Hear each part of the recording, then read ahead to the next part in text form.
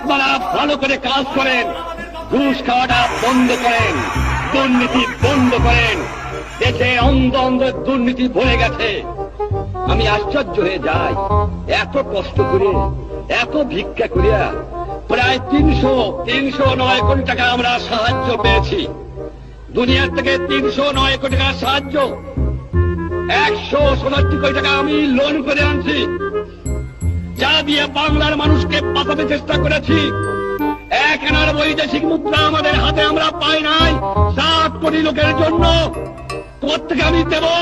যাও ভিক্ষা করে আনি, তাও চাটার গোষ্ঠী চাইতে খেয়ে ফেলায় দেয়, আমার গরিব পায় না। এত তোরের চোর, তোর কোথেকে যে পয়দা হয়েছে আমি জানি না। পাকিস্তানের সব নিয়ে গেছে, কিন্তু এই চোর টুক ফিরে গেছে আমার কাছে। এই চোর নিয়ে গেলে আমি বাঁচতাম, কিছু দালাল গেছে, কিন্তু চোর গেলে বাঁচা যাবে। তারা 20 জন লোক শিক্ষিত।